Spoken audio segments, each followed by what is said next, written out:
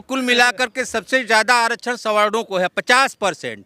बाकी 50% में इस देश की 85% आबादी जी रही है। यानी पंडितों ने ही जाति व्यवस्था बनाई है। मोहनलाल भागवत जी का कथन जो था, विद्वान लोगों का कहने का मतलब था। विद्वान कौन थे? वो विद्वान कौन थे? जो कि अगर बुद्धिजीवी जो व्यक्ति जो है, अगर वो पंडित है तो हम भी बुद्धिजीवी हैं, हमको क्यों नहीं मंदिर में पंडा पुजारी बना दिया जा रहा है? आज लिख जाएगा, विद्वान हो गया, वही पंडित हो गया। जो बहादुर है, ताकतवर है, सेना में चला गया, वो क्षत्रिय है। चुके हैं, हम पंडित हो चुके हैं, तो उसके बाद वो अपने सरनेम को लगाएं, तब पता चलेगा कि हाँ वास्तविकता क्या है, कथनी और करनी में कितना अंतर है। जाई पढ़िए मठ में, तब तो आप पढ़ पाएंगे। आप पढ़िए तो होइए, कोई मनाही थोड़ी ना है। आप परसेंट को 50% के अंदर बांध दिए और 15% के लिए 50% दे दिए, तो कौन जाता है? आप अनुमान लगाइए। आप अपने आप पढ़े लिखे आदमी हैं, आप सोचिए। स्वामी प्रसाद मौर्य कह रहे हैं कि हम जो कहते तो वही बात स्वामी मान लिए मोहन भागवत जी। और इस स्टेटमेंट को नोट करिए ना, जो सही स्टेटमेंट है, बताइए ना, बताइए। क्या पूछा है?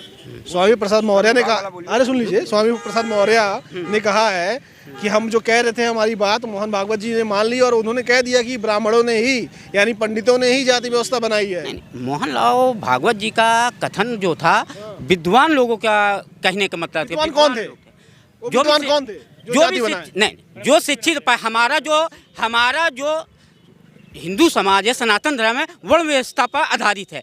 कोई भी आदमी पढ़ लिख जाएगा, विद्वान हो गया, वही पंडित हो गया। जो बहादुर है, ताकतवर है, सेना में चला गया, वो क्षत्रिय है। जो व्यापार करा है, वो वैश्य है। जो कोई काम नहीं कर सकता है, सबकी सेवा करता है वो। आपकी बात मैंने मान लिया। अब जो पिछड़े संगठन है वही कह रहे हैं कि अगर बुद्धिजीवी जो व्यक्ति जो है, अगर वो पंडित है तो हम भी बुद्धिजीवी हैं, हमको क्यों नहीं मंदिर में पंडा पुजारी बना दिया जा रहा है? आज के युग में कोई ऐसा आदमी बता दे कि कोई यहाँ पर हजारों लोग खड़े हैं कि किसी को मंदिर जाने से रोक ले। नहीं, पंडा पुजारी की बात कर रहे हैं, जाने से नहीं, पंडा पुजारी बनने से बात कर रहे हैं। कोई भी बन सकता है, विद्वान हो, पढ़े शिक्षित हो। हमारे मोहल्ले में जात से ब्राह्मण नहीं है, पंडित नहीं है, लेकिन दूसरी जात के लिए उन्होंने सब अध्ययन किया है। इसका आज वो पुजारी भी है। कितने लोग हैं? परसेंटेज का में जो जिस चीज में रुचि होगी वही लोग होंगे। पहले 55 जाई पढ़िए मठ में, तब तो आप पढ़ पाएंगे। आप पढ़िए तो होइए, कोई मनाही थोड़ी ना है। आप पढ़ लिख के सारा विद्वान हासिल करिए भाई। शास्त्रों को जितना भी ग्रंथों का आप अध्ययन कर लीजिए। आप पंडित, हम आप उनके पाँव छुएंगे, किसी भी जात का हो वो व्यक्ति। बनने के लिए चुनाव करनी होता है, वो होता अपनी योग्यता पे। अब वो होता अपनी योग्यता पे होता है। आप जटपन जाइए, मठे पढ़िए, कर्मकांड सीखिए, तब तो आप बनेंगे, उस लायक बनेंगे। आपने कभी कर्मकांड सीखा नहीं, आपने वेदों को पढ़ा नहीं, आप कहाँ से दे दिया जाएगा? ये भी बात है ना। वेदों को पढ़ना जरूरी है।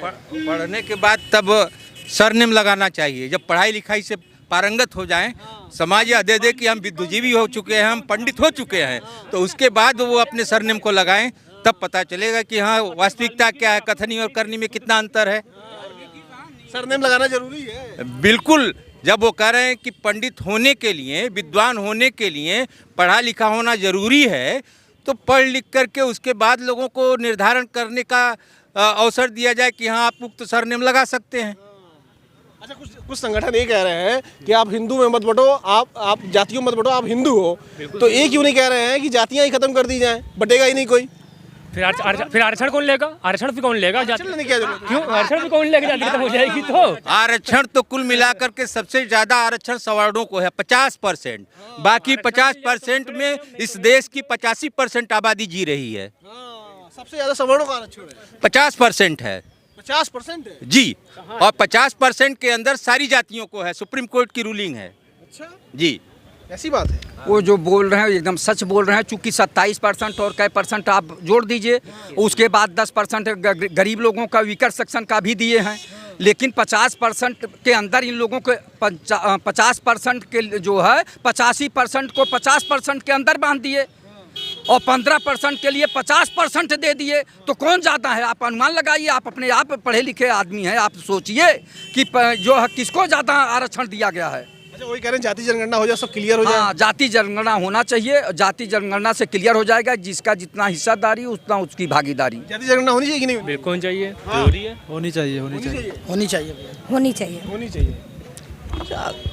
अगर भाई ये तो चुनाव है, चुनाव या जनगणना विभाग का काम है, अगर वो आदेश करती तो होनी चाहिए। होनी चाहिए कि नहीं होनी चाहिए? अरे जब वो आदेश करेगी जनगणना विभाग, सरकार का काम है ये, सरकार सरकार का नहीं, ये तो एक विभाग है, वो कराएगी तो कराएगी ना। सरकार का काम है। नहीं, नहीं, सरकार का जब काम। जनगणना बिहार विभाग में क्या कर रहे हैं सरकार? सरकार क्या है? सरकार तो सरकार जब भाई सरकार के पास सरकार कौन है? सरकार जो संविधान में लागू करती है वही कर्मचारी इम्प्लीमेंट करते हैं। तो सरकार को आदेश देना चाहिए भारत सरकार को कि जनगणना होनी चाहिए। भारत सरकार क्यों नहीं दे रही भाई? भारत सरकार जब वो जनगणना विभाग करेगा कहेगा तो वो आदेश करेगी। तो ये कौन सी बात होती है? जब सबका मालिक सरकार है तो सरकार, भाई बिहार में हो रहा है, बिहार में क्या अपने आप विभाग शुरू कर दिया जाती है ना? सरकार ने कहा होगा तभी तो नोटिफिकेशन आया होगा, तभी तो जारी किया होगा। शासन से आदेश होता है तभी तो नीचे काम होता है। शासन में कौन बैठता है? सरकार बैठती है।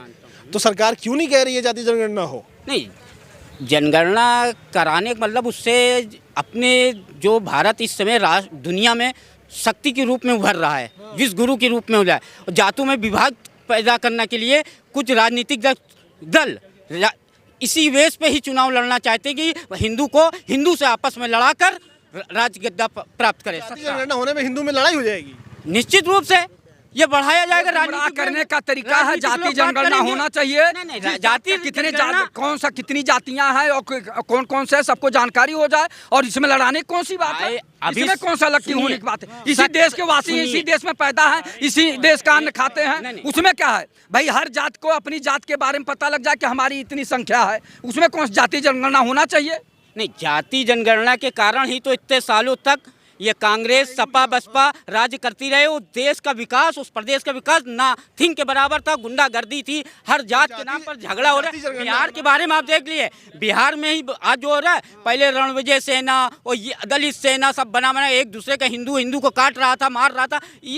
ये जात को बढ़ावा देके हिंदू को हिंदू में लड़ा है। गर्व से क्यों नहीं कहते कि हम हिंदू हैं? जाति जनगणना अगर हो जाएगी कहते हैं हम हिंदू हैं। आज तो हिंदू, अरे हिंदू में सूत्र भी तो हैं। उसी कारण अरे हिंदू में सूत्र भी तो हैं। नहीं तो वो कब हम कह रहे हैं? तो हिंदू तो हैं, हम सभी लोग हैं हिंदू। अरे तो सूत्र हटा दीजिए, सब हिंदू ही हैं। तो हिंदू हैं। कोई सूत्र, कोई ब्राह्मण नहीं, कोई कुछ नहीं। मायावती को कौन नहीं इज्जत आप देता है? सरकार से ये करवा दीजिए कि एक जो है वो जाति का क्यों हम लोगों का प्रमाण पत्र देते हैं, प्रमाण पत्र बंद करवा दीजिए, हिंदू केवल लिखवा दीजिए, हम मान लेंगे। आप सरकार से ये इम्प्लीमेंट करवाइए, संविधान में संशोधन करवाइए कि जात न लिख के हिंदू लिखा जाए।